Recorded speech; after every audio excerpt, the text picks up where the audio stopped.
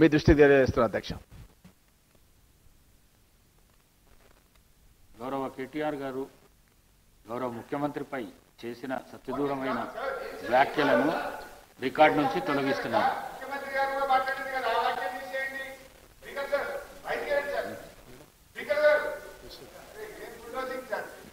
అధ్యక్ష, కేటీఆర్ గారు మాట్లాడుతూ ఇంకెన్నిసార్లు ఈ బిల్లులు పెడతారని మాట్లాడడం జరిగింది సార్. వాళ్ళు 2018లో తీసుకొచ్చినటువంటి పంచాయతీరాజ్ చట్టంలో 50% మాత్రమే రిజర్వేషన్ ఉండాలి అని, ఏ రాష్ట్రంలో కూడా చట్టాలు అట్లా లేవు సార్. సీలింగ్ క్యాప్ ఇక్కడ పెట్టడం జరిగింది కాబట్టి దాన్ని సవరించటం కోసం ఈరోజు సవరణ బిల్లు పెట్టడం జరిగింది సార్.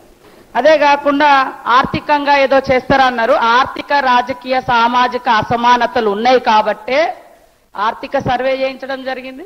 తద్వారా ఉద్యోగ ఉపాధి అవకాశాలు కల్పించాలి, ఎడ్యుకేషన్ అవకాశాలు, తర్వాత వాళ్ళ జీవన ప్రమాణాలు పెరగాలి అనే ఉద్దేశంతో ఈరోజు ఈ సర్వేను కూడా చేయడం జరిగింది సార్. దాంట్లో 42% స్థానిక సంస్థలకు సంబంధించింది, తర్వాత ఎంప్లాయ్మెంట్ ఎడ్యుకేషన్కి సంబంధించింది కూడా ఉంది. ఆర్థిక అసమానతలు తొలగిపోవాలంటే ఉపాధి కూడా ఉండాలి సార్. అందుకోసం ఎకనామికల్ సర్వే కూడా చేయడం జరిగింది సార్.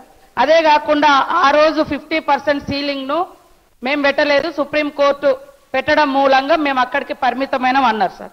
మేము ఈరోజు ఫైట్ చేస్తా ఉన్నాం. మరి మీరు ఆ రోజు ఆ కోర్టు తీర్పును సవాల్ చేస్తూ లేదా వేరే రకంగా ఎజిటేషన్ ఏమన్నా చేసినటువంటి దాఖలాలు ఉన్నాయంటే ఏది జరగలేదు సార్.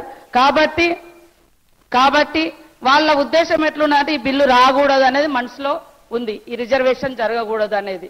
అందుకనే వాళ్ళు కనీసం కులగణనలో కూడా పాల్గొని వివరాలు ముఖాముఖి ఇవ్వలేకపోయినరు. మరి మేము అక్కడ ఉన్నే చూసుకోండి అంటే అందరు రాష్ట్రంలో ఉన్న వాళ్ళు అందరు అట్లనే చూసుకోండి అంటే కులగణన జరిగేదా సార్? కాబట్టి అది బాధ్యతారాహిత్యమైనటువంటి పదాలు సార్. అదే విధంగా మా సీఎం గారి బంధువులు ఎవరో ఉన్నారన్నారు. కేసీఆర్ గారి కుటుంబంలో వాళ్ళ బంధువులు, వాళ్ళ చుట్టాలు కాంగ్రెస్ లో ఉన్నారు, బీజేపీలో ఉన్నారు, ఎక్కడెక్కడో ఉన్నారు.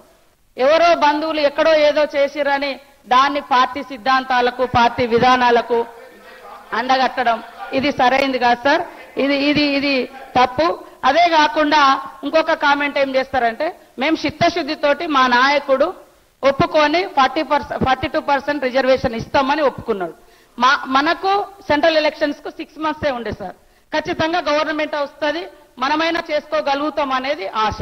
సేమ్ టైంలో బీజేపీలో కూడా మరి బీసీ ప్రధాని అని చెప్పుకుంటున్నారు. ఆయనైనా చేస్తాడేమో అని మాకు ఆశతోటి మేము ఎన్ని రకాల ప్రయత్నాలు చేస్తున్నాం. ఆ రోజు వీళ్ళు కూడా మరి 12% రిజర్వేషన్ ఫర్ ముస్లిమ్స్ అని చెప్పడం జరిగింది. కేవలం ఇక్కడ తీర్మానం చేసి అక్కడ పంపించారు అంతే తప్ప దాని మీద ఏమైనా ఫైట్ చేశారా? మరి వీళ్ళు ఏమైనా కేంద్రంలో అధికారంలోకి వస్తారని ఆలోచన ఉండేనా ఆ రోజు? మాకైనా ఆశ ఉంది. మా జాతీయ పార్టీ కాబట్టి, మా నాయకుడు చిత్తశుద్ధితో ఉన్నాడు కాబట్టి, మాకు అలయన్స్ పార్టీస్ ఉన్నాయి కాబట్టి ఖచ్చితంగా మేము చేయాలన్నటువంటి దృక్పథంతో మేము చేస్తా ఉన్నాం సార్. కానీ ఇట్లా ప్రతిదాన్ని ఇది తప్పు అంటే ఇక్కడ తమిళనాడులో కూడా ఎంజీఆర్ 91లో తీసుకొస్తే తర్వాత జయలలిత గారు మైనార్టీ ప్రభుత్వం ఆనాడు ఉండే ఆ రోజు మరి మన తెలుగు బిడ్డనే పివి నరసింహారావు గారి ఆధ్వర్యంలో ఈ రిజర్వేషన్ 50% పెంచి 9th షెడ్యూల్లో చేర్చి ప్రొటెక్షన్ తీసుకొచ్చి 69% రావడం జరిగింది సార్. అంటే జనవరి 24లో స్టార్ట్ అయితే జనవరి 24 1980s లో ఈ యొక్క రిజర్వేషన్ సంబంధించినటువంటి ప్రక్రియ అప్పటి సీఎం ఎంజి రామచంద్రన్ గారి నాయకత్వంలో స్టార్ట్ అయితే సెప్టెంబర్ 25 1991 కేంద్రంలో కాంగ్రెస్ ప్రభుత్వం జయలలిత గారు ఆ రోజు మన ప్రభుత్వంలో భాగస్వామిగా ఉండి మరి ఆనాడు మన ప్రభుత్వం కూడా ఇట్లాంటి అన్ని కూడా సానుకూలంగా ఆలోచించింది, ప్రజల డిమాండ్కు అనుగుణంగా చేయడం జరిగింది సార్. ఇప్పుడు కూడా మేమందరం ఒకటే కోరుతా ఉన్నాం, కేంద్రంలో ఉన్నటువంటి బీజేపీ ప్రభుత్వం కేంద్రం దగ్గర ఉంది కాబట్టి ఇక్కడ ఉన్నటువంటి 8 మంది ఎంపీలు, దాంట్లో 2 కేంద్ర మంత్రులు ఉన్నారు, ఇక్కడ 8 మంది ఎమ్మెల్యేలు ఉన్నారు.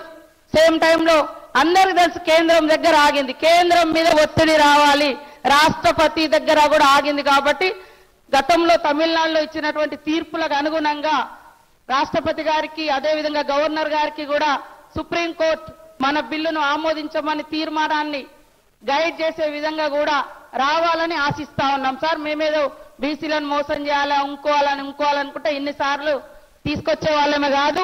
వాస్తవానికి మన గవర్నమెంట్ డిసెంబర్ 2023లో